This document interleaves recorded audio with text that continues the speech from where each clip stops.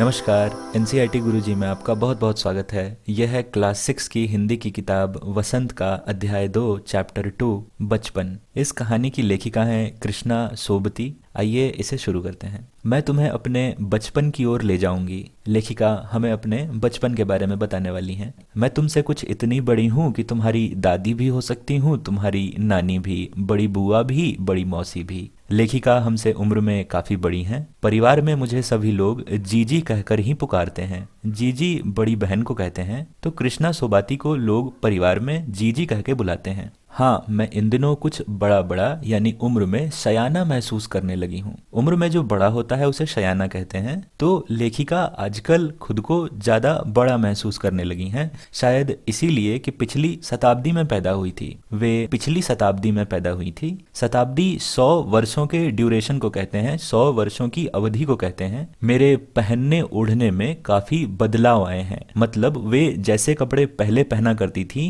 वैसे अब नहीं पहनती। पहले मैं रंग बिरंगे कपड़े पहनती थी, नीला, जामुनी, ग्रे, काला, चॉकलेटी। अब मन कुछ ऐसा करता है कि सफेद पहनो। पहले वे रंग बिरंगे कपड़े पहनती थी, अब उन्हें सफेद पहनने का मन करता है। गहरे नहीं, हल्के रंग। अब उन्हें डार्क कलर के कपड़े अच्छे नहीं लगते, अब वे हल्के रंग के कपड़े पहनती हैं। मैं पिछले दशकों में तरह तरह की पोशाकें पहनती थी। दशक 10 वर्ष के अवधि को कहते हैं, 10 वर्ष के ड्यूरेशन को कहते हैं। तो आज से 10 वर्ष पहले वो अलग अलग तरह की ड्रेस पोशाकें पहनती थी। पहले फ्रॉक, फिर निकरवाकर, स्कर्ट, लहंगे, गरारे और अब चूड़ीदार और घेरदार कुर्ते। निकरवाकर एक प्रकार का घुटने तक का खुला पैजामा होता है और गरारे में कुर्ता, पैजामा और दुपट्टे होते हैं। तो वे इस तरह की ड्रेस पहना करती थीं। बचपन के कुछ फ्रॉक तो मुझे अब तक याद हैं।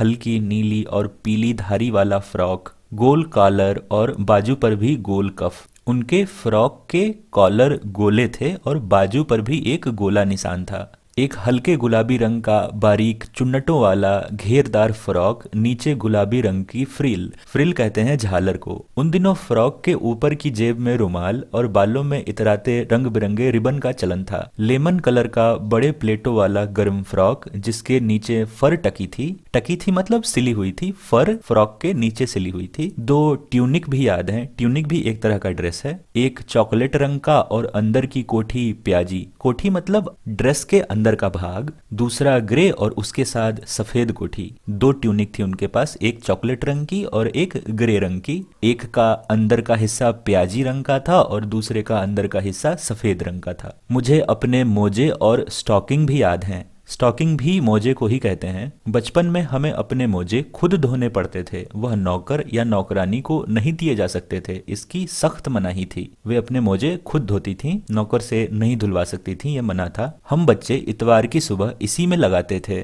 धो लेने के बाद अपने अपने जूते पॉलिश करके चमकाते। जब जूते कपड़े या ब्रश से रगड़ते तो पॉलिश की चमक उभरने लगती। सरवर, मुझे आज भी बूट पॉलिश करना अच्छा लगता है। हालांकि अब नई नई किस्म के शू आ चुके हैं। कहना होगा कि ये पहले से कहीं ज्यादा आरामदेह हैं। हमें जब नए जूते मिलते थे उनके साथ ही छालों का इलाज शुरू हो जाता था। तो वे कह रही हैं कि पहले जो जूते हुआ करते थे वे उतने आरामदेह नहीं थे।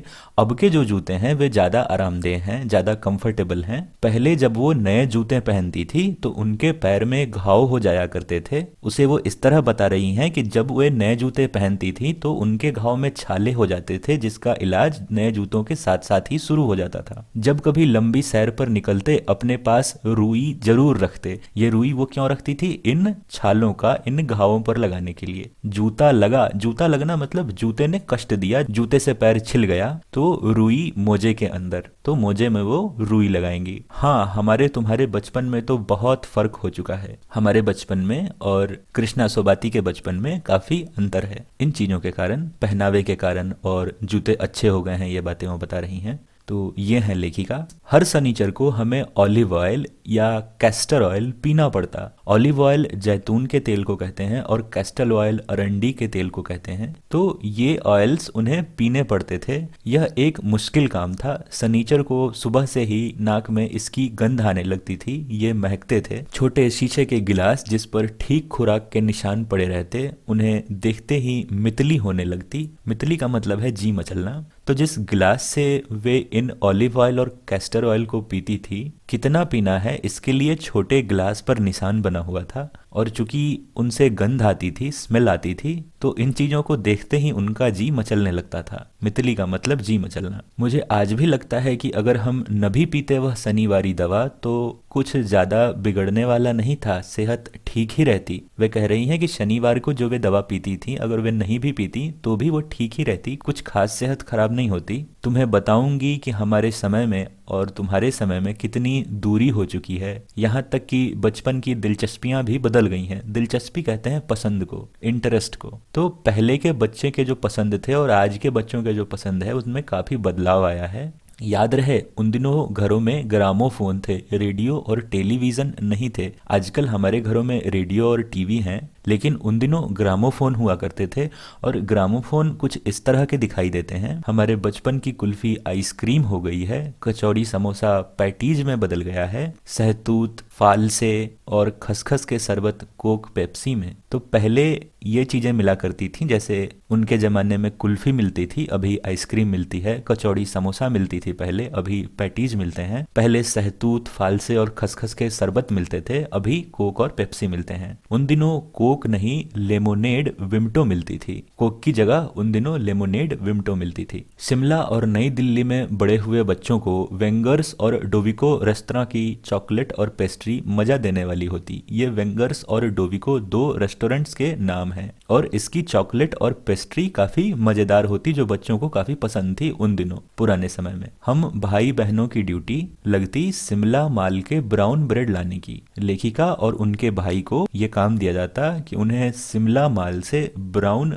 ब्रेड लाना है। हमारा घर माल के ज्यादा दूर नहीं था, एक छोटी सी चढ़ाई और गिराज मैदान पहुंच जाते। गिराज मैदान का नाम है। वहां से एक उतराई उतरने पर मॉल पर कॉन्फेक्शनरी काउंटर पर तरह तरह की पेस्ट्री और चॉकलेट की खुशबू मन भावनी। पेस्ट्री केक वाली पेस्ट्री और मन भावनी मतलब मन को भाना, मन को अच्छा लगना। हमें हफ्ते में एक बार चॉकलेट खरीदने की छूट थी। सबसे ज्यादा मेरे पास ही चॉकलेट टॉफी का स्टॉक रहता। मैं चॉकलेट लेकर खड़े खड़े कभी न खाती, घर लौटकर साइड बोर्ड पर रख देती और रात को खाने के बाद बिस्तर में लेटकर मजा ले ले खाती। शिमला के कफाल भी बहुत याद आते हैं। कफाल भी एक तरह के फल हैं। ये हैं कफाल, इसकी फोटो मैंने यहाँ लगा रखी है। खट्टे मीठे, कुछ एकदम लाल, कुछ गुलाबी, रस भरी। तो कफाल का ये वर्णन कर रही हैं कि कफाल कैसे होते थे। कुछ लाल होते थे, कुछ गुलाबी होते थे, उनमें रस भरा होता था। कसमल, कसमल कसम से को कहते हैं, जैसे ओथ ले रही हो वो, सोच कर ही मुंह में पानी भरा है। चेस्टनट, चेस्टनट इसे कहते हैं। ये फोटो है चेस्टनट की। एक और गजब की चीज, आग पर भुने जाते और फिर छिलके उतारकर मुंह में।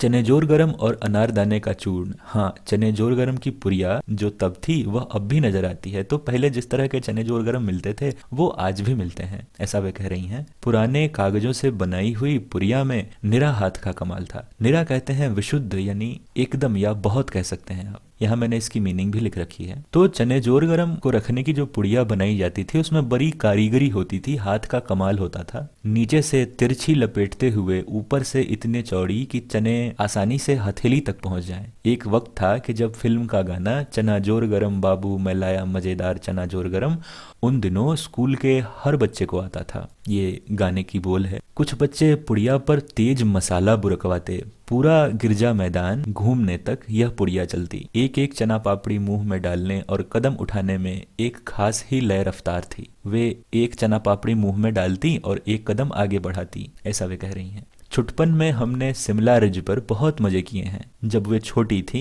जैसे बच्चा से बचपन होता है वैसे ही छोटे से छुटपन होता है। तो जब वे छोटी थी तब उन्होंने शिमला रिज पर बहुत मजे किए हैं। रिज मैदान है, घोड़ों की सवारी की है। शिमला के हर बच्चे को कभी न कभी यह मौका मिल ही जाता है घोड़ों की सवारी करने का। हम जाने क्यों घोड़ों को कुछ कमतर करके आंकते, घोड़ों को लाइटली लेते, कमतर करके आंकना, उन पर हंसते। ननिहाल के घोड़े खूब हृष्ट पुष्ट और खूबसूरत। ननिहाल के घोड़े उनके काफी मजबूत थे और सुंदर भी थे। उनकी बात फिर कभी, इसकी बात वो बाद में करेंगी। शाम को रंग बिरंगे गुब्बारे, गुब्बारे मतलब बैलून्स, सामने जाखू का पहाड़, ये जाखू पहाड़ का नाम है, ऊंचा चर्च, चर्च की घंटियां बजती तो दूर दूर तक उसकी गूंज फैल जाती, लगता इसके संगीत से प्रभु यीशु स्वयं कुछ कह रहे हैं। सामने आकाश पर सूर्यास्त हो रहा है, सनसेट हो रहा है, गुलाबी सुनहरी धारियां नीले आसमान पर फैल रही हैं। दूर दूर फैले पहाड़ों के मुखरे गहराने लगे।